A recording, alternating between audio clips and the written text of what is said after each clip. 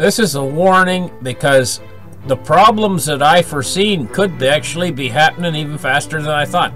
I thought they were going to get away with a 25 basis point interest rate hike, the Federal Reserve. They just did in the last day or two.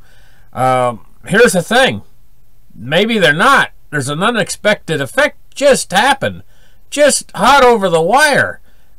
Just in the last, today, starting. The long end of the bond market. The long bonds. The price is dropping on them. And here's the thing. They just raised the lower end of the price by 25 basis points. So one end's going up and the other end's going down. This could invert the yield curve. And what this basically means is, it means that a 10-year bond would actually not yield you as much as the quick bonds. So the long bonds are not going to yield as much as, and this is an inverted yield curve. This is a big, huge problem. This could bring down the system, honestly. And this is something that I never expected to see happen. This is unexpected. Also, the dollar is not showing any strength whatsoever. They've raised interest rates. The dollar is languishing. Sure, it went up just a little bit, but nothing, really. It's in around 97 point something. That's nothing. I'm anticipating it's going to start moving back down a little bit again. So this whole thing is starting to. I think this is why Bitcoins are doing so well. I think that I'm not the only one that can see this stuff happening, and it's inspiring fear, and they're trying to get out of the dollar and stuff, and they're moving into Bitcoins and stuff. An awful lot of people in finance that know they're moving quite a little bit of money into the Bitcoin industry. But now what's happened is it's cooling a little bit. Now I got to keep a very, very close eye on Bitcoin. In the next little while, I'm keeping a very close eye on it. And what I'm looking for is something very specific. What I'm looking for is, as Bitcoin cools, and as the bears are playing with it a little bit, they're mauling it, I'm going to see how much strength it's actually showing while the bears are mauling it. The more strength it's showing, the more this big next rise is going to be higher.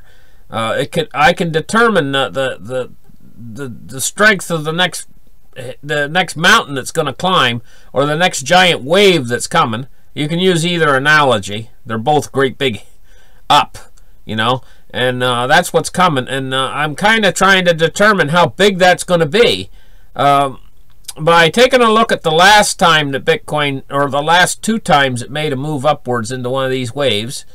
And I'm comparing the charts to the action that's happening now on the bear side of it after it rolled over, and it's going to give me a little bit better picture. If in the next 2 weeks I'll know a little bit more about how much strength it's going to show as the bears maul it. And also I'm trying to determine how much time we have before the next big rise in price of Bitcoin.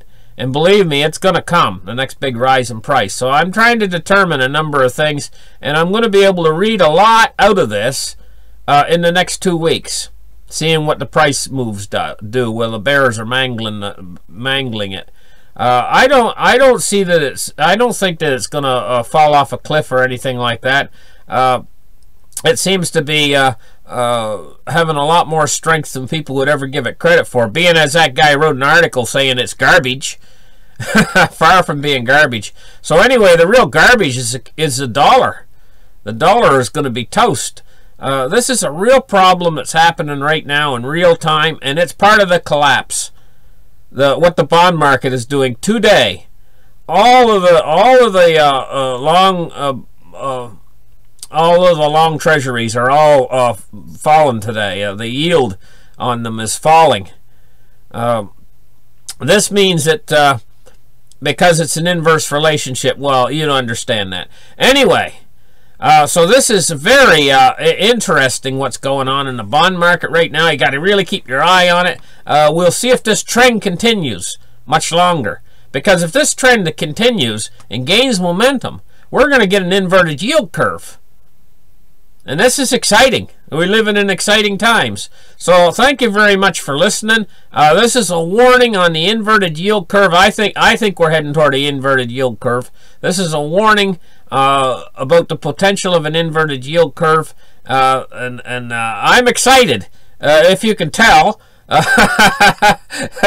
Thank you for listening. Like and subscribe. And hey, we'll catch you in the next article. Bye.